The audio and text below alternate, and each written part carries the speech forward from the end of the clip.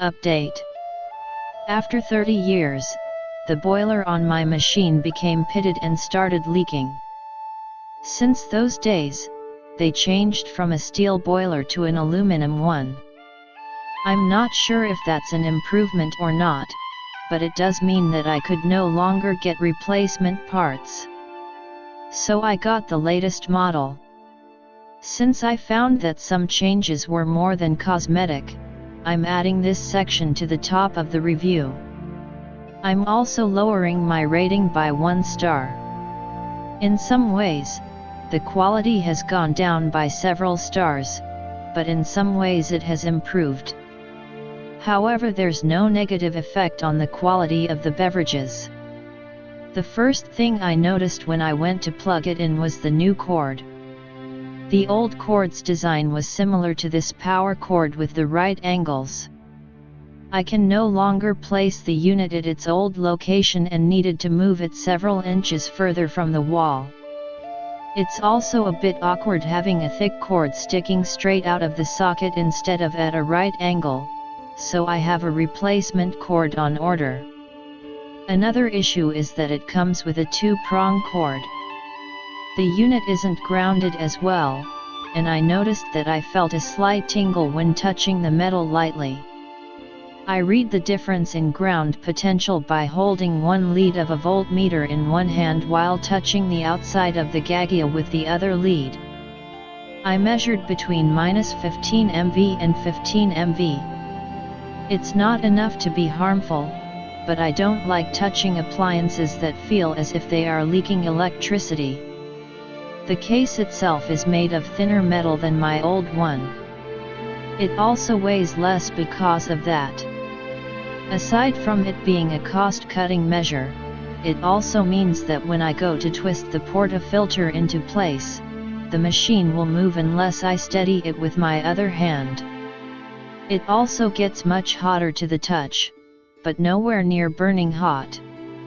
Other minor changes in quality are a lower quality tamper and scoop, and a lower quality tray insert.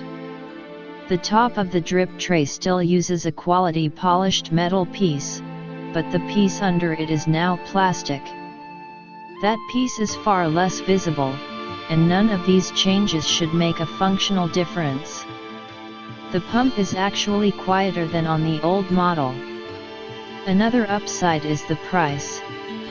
If you adjust the original price of the Italian-made predecessor to $2,013, it was the equivalent of over $1,100 when I bought it. So this Romanian-made model understandably needed to have a few shortcuts. Unfortunately, the drip tray also wobbles on my new one, making it feel like a lower quality machine. Other changes have to do with the steam nozzle.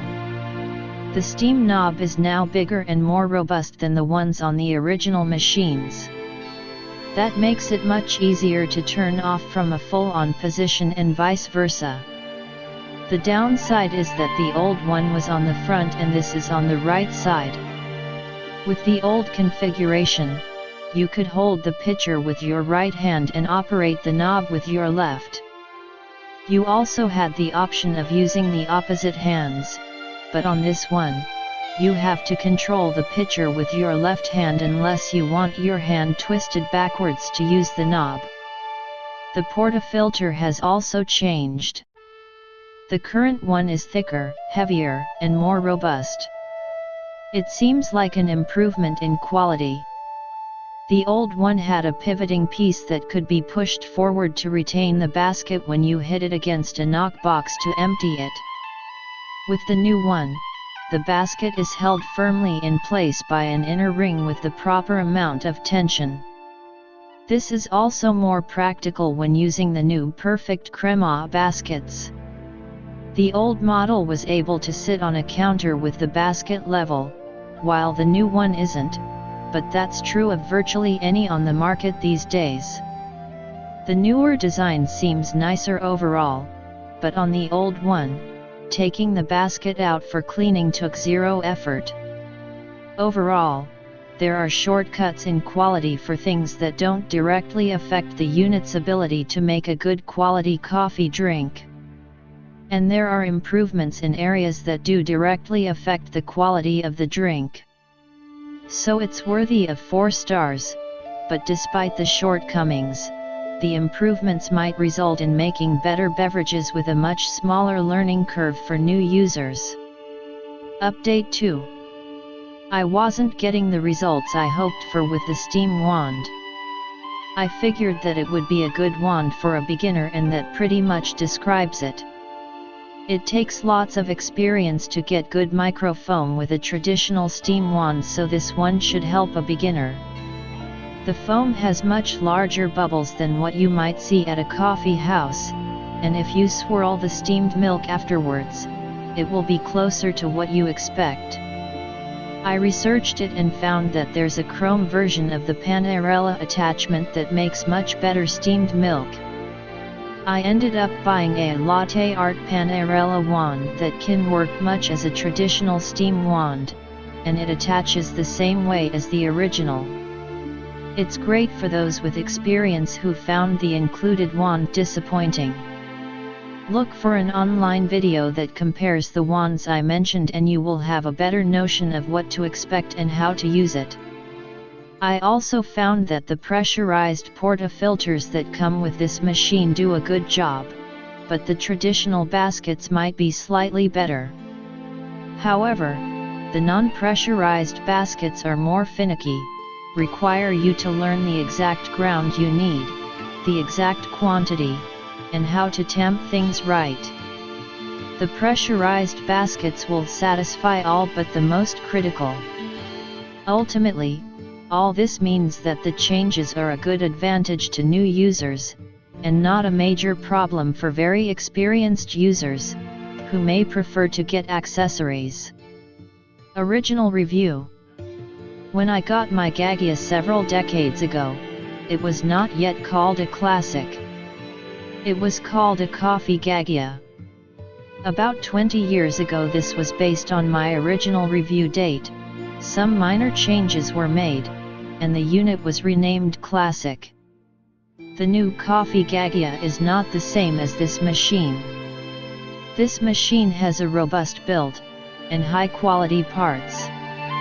Its tank heats the water quickly, and to a proper temperature, and the pump is powerful enough to do the job properly. I would strongly recommend using filtered water, especially with a low mineral content, so that deposits do not build up in the tank. My version has an all-metal frothing wand, which does as good a job as the skills of the operator will allow for. The newer versions have a turbo frother, and an optional milk frother that will take the guesswork out of frothing and place foamed milk directly into the cup. I can't comment on these newer features, but perhaps they will allow a better job to be done by those with less experience. The newer models are brushed stainless, while the original models had an appliance enamel finish. Since the old finish allowed water to penetrate under any scratches or imperfections in the finish, this was a particular problem near the portafilter holder and underneath the drip tray. The new version should retain its finish far longer, although the old one still does not show anywhere in places that are visible with the machine assembled. Minor differences are that the new machine has a more robust looking steam knob that was moved to the side, and the thermostat light, which indicated that the unit was heating, has been replaced with a ready light that is integrated into the coffee switch and signals the opposite. In the time that I've had my machine, I've had only minor problems with it. My steam thermostat needed to be replaced once, and the light on my power switch stopped working. These were larger issues before the internet made it easy to find parts, as these items are hard to find locally. The other problem is that if the unit is not used for extended periods, and the tank is allowed to dry out completely, and the water used was hard, then some parts are subject to clogging. The troubleshooting steps in the manual are not helpful for these sorts of problems. The machine can be disassembled for cleaning by somebody who is mechanically inclined, but unless you feel comfortable with appliance repair, you are better off avoiding the situation by using filtered water, and/or descaling regularly, especially before any long-term storage. The other parts issue is that the gasket for the filter basket should be considered a consumable part, and should be sold, but isn't, by every dealer as an accessory, rather than just by repair facilities. The machine really should have included an extra one, since this is the only part that will definitely wear out with regular use. It might take a few years or longer, and is easy to replace, but it will wear out. Overall, this is a well-built machine that should last you many decades. Although it seemed expensive when I bought it, it has averaged out to about 6 cents a day to own it, which was well worth the price, and I'll probably get another few decades out of it. If you have used cheaper espresso makers, you will appreciate the robustness and quality of this unit. Features such as the 3-way solenoid-controlled valve might be transparent to the user, but the lack of them become clear when you use a cheaper machine. This one just keeps going and going. Review number 2. I have been using the Gaggia Classic for over 12 years. The first machine is still going strong, but my ex-wife inherited it, so I am on the second and newer machine. Both are well-made heavy-duty units that are used to make 5 to 6 cups of espresso a day, and the occasional cappuccino. The machine does this flawlessly. Those of you who know espresso making know that a good cup of espresso requires these 4 things: 1. Temperature, water temperature a bit below boiling, about 190 F is right. 2. Pressure, of up to 200 psi, about 15 atmospheres or bars. 3. Amount, you need 7 grams of coffee per espresso cup. The included scoop should give you the exact amount. 4. Time, about 25 seconds for enough water to flow through the coffee grounds to make 1 or 2 cups. The Classic does 1, 2, and 3 perfectly. By definition, you, the barista, are in charge of 4. This you achieve through grinding the coffee to the right degree of fineness and tamping it with the right amount of pressure. It is this you need to learn with just a bit of trial and error. But you must buy a burr grinder for your coffee to do this right. A burr grinder does not have to be expensive. I have 2, a Krups and a Capressa, at home that each cost less than $40. I have been using them for years without a problem. If they develop one, easy and inexpensive enough to replace. When you start, try out 3 or 4 different levels of grinds, generally at the finer settings of your grinder. The grind should be about the consistency of table salt. Then try out 3 or so levels of tamping the grounds in the portafilter. Pretty soon you will zero on the combination that provides the right degree of resistance to the water pressure to take about 25 seconds. I found that a Roger grind with very high pressure, or the right grind with medium tamping pressure and a very fine grind with little or no pressure all do the job. Obviously, the right grind with medium pressure is the optimum. If the water flows out too quickly, the coffee will be weak and will not have any of the crema that is the mark of a well-made cup. If it takes too long, the coffee will be bitter and the crema will be dark brown. I have also found that as I switch from one kind of beans to another, or even from one batch to another, I sometimes have to fine-tune the grind setting.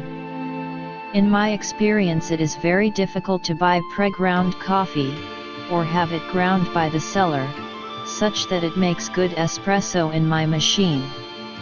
I suspect you will find the same thing. An alternative around this is to use SA pods, which Starbucks and others sell. These pods have the right amount and grind of coffee sandwiched between two pieces of tea bag paper. All you do is pop one in the machine and you get, mostly, a good cup of coffee. But pods are expensive, at about 50 cents a cup, compared to about 15 cents per cup from beans. My old machine had a plain steel wand for frothing. Took a little skill and experience to learn how to froth, starting with high steam flow and with the wand end almost at the bottom of the steaming cup, gradually reducing the steam flow and moving the end of the wand closer to the surface of the milk. Worked like a charm with a little experience. Cleanup was easy, a wet sponge to wipe off the milk residue and a squirt of steam to clean out the inside. My new machine has a newfangled plastic gizmo with many internal parts that slips over the metal steam wand. Now my dog could likely make perfect froth with this, except that it is a pain to clean. I find the easiest thing to do is slip off the gizmo from the metal wand right after the frothing is done, run warm water on / through it in the sink and slip it back on. Seems to stay clean and does not require disassembly of the internal parts. I don't do much maintenance of my machine. I descale it twice a year and replace the silicone gasket / seal every few years, when the old one wears out and water begins to seep from it. You can find details for descaling elsewhere. All I do is run 2 cups of water with 2 tablespoons of citric acid crystals, bought at a baking supplies place, dissolved in it through my heated machine, as if I was making coffee but without grounds. The classic is well made, feels substantial, and works flawlessly. Are there other machines out there that are as good or better? Who can tell, without using each of them for some time? All I can say is that the classic has been more than meeting the requirements of this picky engineer and coffee lover for an update. After 30 years, the boiler on my machine became pitted and started leaking. Since those days, they changed from a steel boiler to an aluminum one. I'm not sure if that's an improvement or not, but it does mean that I could no longer get replacement parts. So I got the latest model. Since I found that some changes were more than cosmetic, I'm adding this section to the top of the review. I'm also lowering my rating by 1 star. In some ways, the quality has gone down by several stars, but in some ways it has improved. However, there's no negative effect on the quality of the beverages. The first thing I noticed when I went to plug it in was the new cord. The old cord's design was similar to this power cord with the right angles. I can no longer place the unit at its old location and needed to move it several inches further from the wall. It's also a bit awkward having a thick cord sticking straight out of the socket instead of at a right angle, so I have a replacement cord on order. Another issue is that it comes with a 2-prong cord. The unit isn't grounded as well, and I noticed that I felt a slight tingle when touching the metal lightly. I read the difference in ground potential by holding one lead of a voltmeter in one hand while touching the outside of the Gaggia with the other lead. I measured between -15 MV and 15 MV. It's